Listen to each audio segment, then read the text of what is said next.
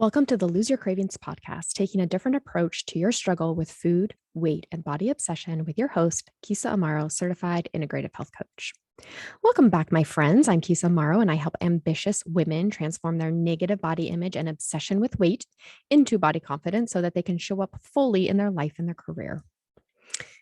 And guess what? This is episode 40. I never really celebrate milestones with episodes, which is really funny because I always with my clients, I'm like, what are your wins? All the little things, like, what are the little things? Every little win counts. And I'm just like, oh, 40, whatever. But no, I'm going to celebrate it. It's 40, almost my age. Next episode, 41, episode 41 at 41 years old.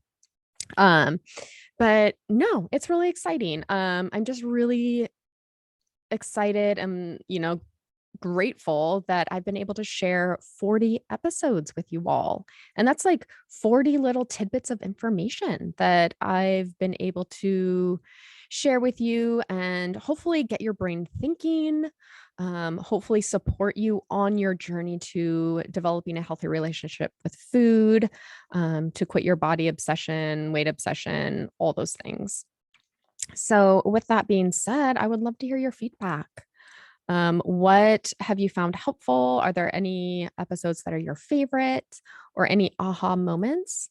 And, you can always email me at keysa.amaro, it's Keysa.amaro @gmail.com. You can find me on Instagram, keysa.amaro, and then Facebook, just search Keysa Amaro. And hey, this reminds me, some of you might be in my Lose Your Cravings Facebook group. So you can reach me there. If you're not there, it's free to join. And we just do a little more talking about cravings and relationship to food and overeating and emotional eating and all the fun stuff. So if you're not there, just go on Facebook, search Lose Your Cravings. And I'm the only group with that name. So join me and let me know. Let me know what you're liking about the podcast. Or if you have suggestions of like, hey, here's a great idea for a topic. Can you talk about this? And I probably will do that. Okay, so yay 40. On to our topic of the day. So we are becoming aware of our eating habits so that we can change them. Oftentimes, we know we don't have good eating habits, that we overeat, we restrict too much, or we binge.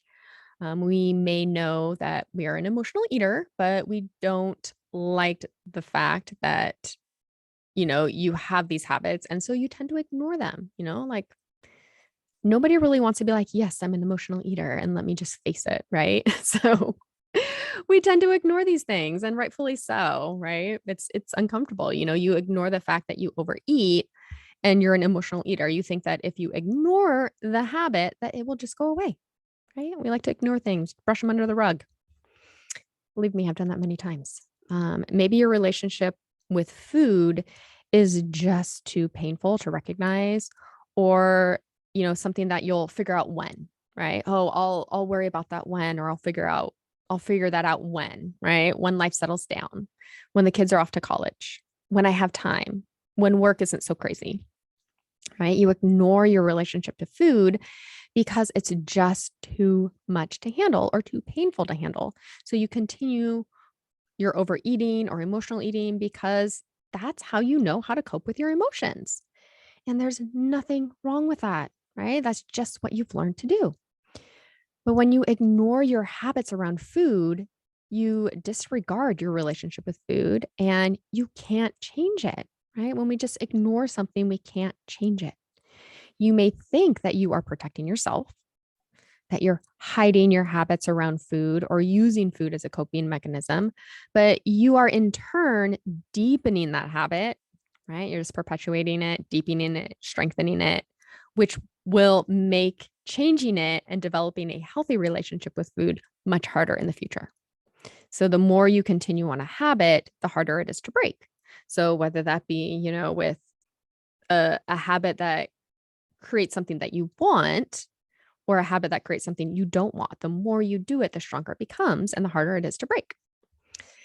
So you are just covering up a deeper issue when we have emotional eating, overeating, we're just covering up a deeper issue that goes much further than just what you are or aren't eating. There is something going on in your life that is causing some pain, discomfort, agitation, or depression, and you are using food to cover it up. That's all. But this is just putting a band aid on the deeper issue, right? When we use food to cover up an unwanted emotion, it is just putting a band aid on the deeper issue. And often we don't want to face the deeper issue because it's painful and difficult. And this is why you are eating. So you feel better and don't have to go through that difficult emotion. You don't have to process it and allow it. But I'm here to tell you that you will eventually have to allow and process your emotions if you want them to subside, if you want to stop overeating, and if you want to develop a healthy relationship with food.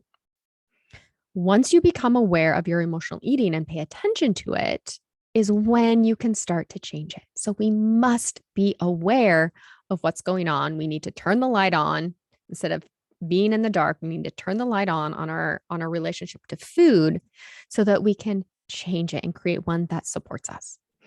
When you recognize and acknowledge your relationship to food, you are able to make shifts in your habits, in your mindset, and in your emotional eating. And now this may become or be an uncomfortable process. Let me just say it is. I know I've been through it, right? But processing your emotions is in a way that serves you and benefits you will feel so good in the long run. Okay, my friends, I cannot express this enough. It may be painful up front, but rainbows and unicorns are over that mountain, right? You have to go through the hard part to get to what you want, right? So let me ask you this. What is the long-term result of your emotional eating? What is it? Struggle around food, hiding your eating, poor relationships, not pursuing relationships, not feeling that you deserve a relationship, not putting yourself out there in your business or work, feeling guilt and shame towards yourself, feeling hopeless, having a poor body image, right? Weight fluctuations, depression, anxiety. And these are just a few of the long-term results of emotional eating. Now, do you want these things? Or do you even think it's possible to live your life free of struggle with food, free of guilt and shame around your eating habits? Or do you think it's even possible to have a positive body image? I know it may seem impossible to imagine a life free of guilt and shame around eating or to develop a body image that supports you. But let me tell you this, it is possible. In order for you to change your emotional eating, you must pay attention to it. You must pay attention to it. You cannot just sweep this under the rug. It will not just go away on its own. You must dive deep into what is under your eating and figure out what is going on beneath the surface, beneath the food. So, how do you become aware of your emotional eating? First, if you are not sure if you're an emotional eater, I want you to check out episode 34 titled Am I an Emotional Eater? It will explain all the things. Okay. You'll figure it out. Now, this can be really for any habit that you have around food, what I'm going to share with you. But I work with women who struggle with emotional eating and overeating. So I'm going to be gearing these action steps towards emotional eaters.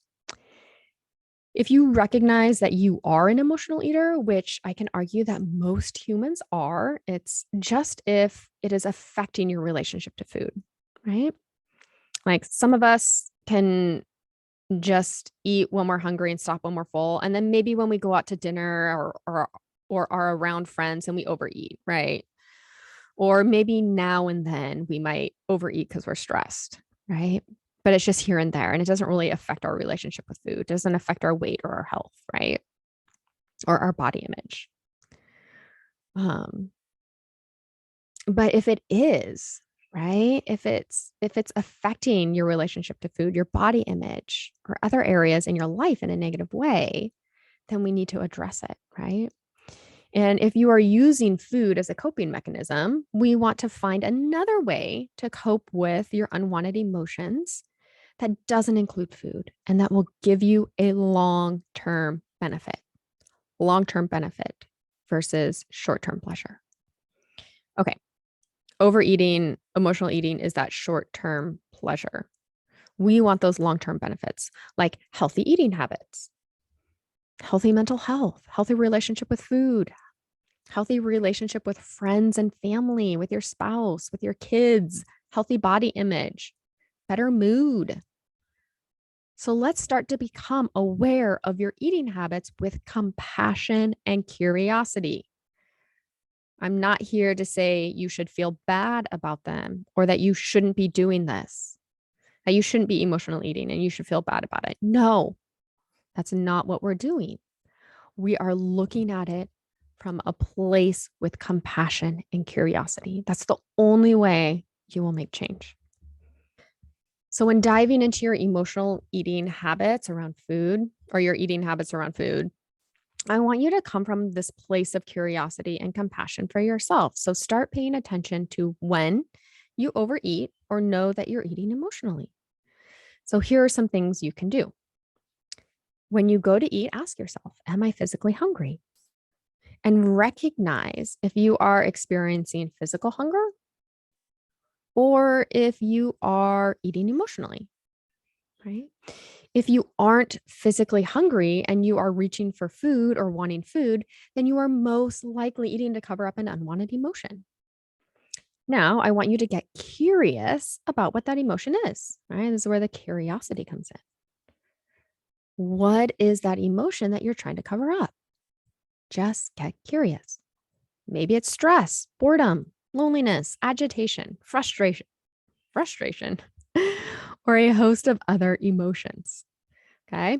If you struggle with finding the emotion that you're feeling, I suggest you Google an emotions or feelings list.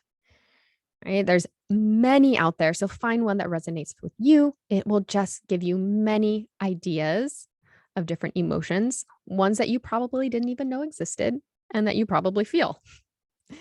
Okay. So get that emotions list and to help support you in finding out what is that emotion I'm feeling. And it also, this list will help you. I like to think of it as like trying on emotions to see which one fits best, right? Am I feeling frustrated? Oh, no, it's not really frustration. Oh, maybe it's agitation. Is it agitation I'm feeling? Yeah, that's it. Okay. So use it to help you try on emotions and see which one fits best. Once you recognize what emotion you are feeling, what can you do proactively to help you process this emotion? Right. So if you're bored, what are some things you can do when you are bored? If you are lonely, what are some things that you can do that are proactive and that will help support you when you are feeling lonely? If you're stressed, what are some things you can do or mindset you need to have to help you process and manage your stress? There's also something to be said regarding allowing your emotions to be there. When you are in the moment and you're reaching for food, you recognize that you aren't physically hungry and that the feeling you are feeling is bored. Just allow that boredom to be there. Allow yourself to feel bored. It's okay. There's nothing wrong with feeling bored. I think so often, especially in our culture of instant gratification, that we we believe we aren't supposed to feel bored or lonely or stressed, that we are entitled to be entertained all the time or to have things fixed right now, right? And we also think I think we have this idea that feeling stressed or bored or lonely is bad, right? That it's bad to feel that and that we don't want to feel it. We resist it. But I want to argue that really that this is not the case, that we as humans are supposed to feel bored, sad, frustrated, irritated, or anxious, that it is just part of the complete human experience. That life is 50-50. Half of the time we will feel positive emotions, and half of the time we will feel negative emotions. And that when we truly embrace the negative emotions and allow them to be there without covering them up with food or any other type of buffer, that we are able to fully experience the positive emotions. You see, when you numb your negative emotions with food, you also decrease your ability to feel positive emotions. So you're not only numbing the negative, but you're numbing the positive. When you allow your negative emotions to be present, to flow through your body, you feel the positive emotions deeper. And this is the human experience. When you allow yourself to feel bored and experience what it is like to be bored, then when you are entertained, the experience is much richer and fuller, right? Because you know the opposite. You know what it's like to be bored. So, my friends, I want you to stop hiding from your emotional eating. It is not serving you in the long run. Start getting curious about your emotional eating. Figure out what that emotion is that you are covering up and how to process and allow it without food. Now, this may be scary a scary step to take towards healing your relationship with food, but trust me, it is 100% worth the uncomfortableness of the process. Because yes, you will be facing negative emotions that you have been covering up, and it will be uncomfortable, but not impossible. Okay, there's a difference. Uncomfortable versus impossible. Now, if you are wanting support in facing your emotions and allowing your emotions and working on your emotional eating because the process just seems too difficult, then reach out for support. Maybe it's support from a friend or from a coach. Maybe it's from me or another coach, right? Have someone to support you through this process. Okay, my friends, this is all I have for you today. If you like what you heard on this podcast, I invite you to head on over to iTunes and leave an honest review. This helps us show up higher on the search results, and therefore we can reach and help more people. I'd greatly appreciate it. And join me for my next episode where we dive into food blaming. What does that even mean? What do you blame your overeating on? And what is the real cause of your overeating? We are going to dive into that to help support you in reducing your emotional eating and developing a healthy relationship with food. Okay, my friends, this is all I have. Have a great week, and I will see you next time. Bye.